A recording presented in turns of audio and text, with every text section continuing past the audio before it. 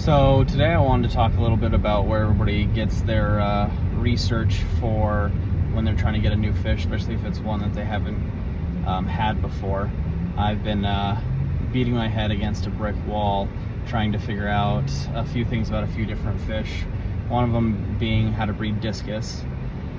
I swear every video I see online is just people going like, hey, my discus bred, oh, my discus bred, and I'm like, sweet, why won't they breed for me? And so I've been doing a bunch of research on how to breed discus, and I just keep running into the same information, like, oh, make sure you have clean water. But I'm like, I do have clean water, so obviously that's not working for me. Is there any other tips? And I just can't seem to find anything reliable in that aspect. And then I got a stingray a few months ago, a freshwater stingray, and because freshwater stingray are extremely profitable to breed, no one wants to share any information on those. They're just like, hey, just keep clean water, feed them shrimp and tilapia. And so outside of a few rare fish that people aren't sharing a lot of information on, I just want to talk about some of the places that I like finding information on fish. One of them being, I go to Google, type in what fish I'm looking for, care guide, and research it that way. Got to put in a plug for generationalaquatics.com, my website. There's lots of great information there. I cater to mostly beginners, but I try to write articles for people who have a little bit more advanced fish keeping in the hobby, and some rare fish that you can't really find anywhere else because I've brought in those from all over. But I do a lot of research that way. That's how I get my base information, is I just go to Google, look up a bunch of websites, and then compare and contrast what is similar, and then that's usually the best care practice for taking care of fish, and that's the easiest way to figure out how to take care of them, what water parameters they need, how clean of water they prefer, temperature, food, diet that they like. That's usually where I get my foundational knowledge. Then next I like to go to I use Facebook a lot for fish, just because there's a lot of people who are on there for like specific fish. So I've joined several fish forums, fish clubs on Facebook, and so I go and look there, just scroll through like all the feeds and find all the commonly asked questions, learn a lot there. If I have any question in particular, I'll post one on there, and lots of times the club members are more than willing to give you information and help you out, which is awesome. I love the fish community and how they're willing to help out the new person or give tips and stuff like that, especially when people's fish are sick. It's great. So that's another place that I like to get fish information. Another one is online for fish forums. There's one that I'm so sad that isn't around anymore. It was frontoses.com. Was a great fish forum, had tons of information, tons of really expert breeders of frontosa cichlids, and how to take care of them, the different types, identifying them, how to breed them, where you can buy certain types. And so that was a great one that I really loved going to, and it was really sad to see when they didn't continue on. Maybe one day I can afford to purchase it and start it up again. It was great. I loved it. And then the next one is Always Your Fish Club.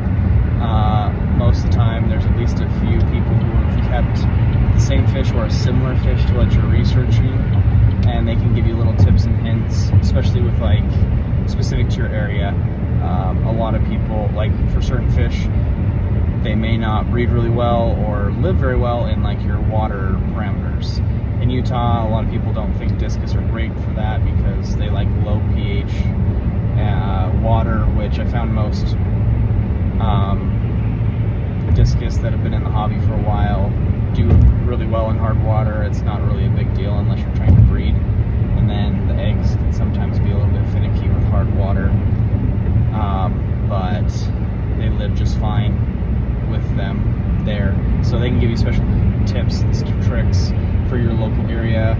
I know that, for example, I've been talking to a local discus breeder in my area to kind of get tips and hints from him. And what he does is when he breeds the discus, he pulls the eggs and puts them in a pitcher of RO water or remineralized distilled water, and so then the eggs can get fertilized without the shell of the egg being calcified by the hard water. So that was a cool tip that he told me, so then he doesn't have to like change the parameters on his whole tank and maybe stress out the parents. So that's one thing of like, hey, like this is how like talking to someone local can help you take care of the fish in your area. Another great one is obviously finding like a mentor type situation that can help you with it. There's a local guy that has like 15 or 20 stingrays that I've been really keeping in contact with. He goes to the same local pet store that I do, or aquarium shop that I go to all the time, the Waterfront.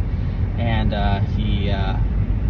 whenever I see him there, I always question him about it, see what stingrays are breeding for him, what he's feeding them. If he's learned anything new, he's been reading a lot of like research papers from like college universities about stingrays and how to take care of them, and people who have went to the Amazon to research them in their natural habitat.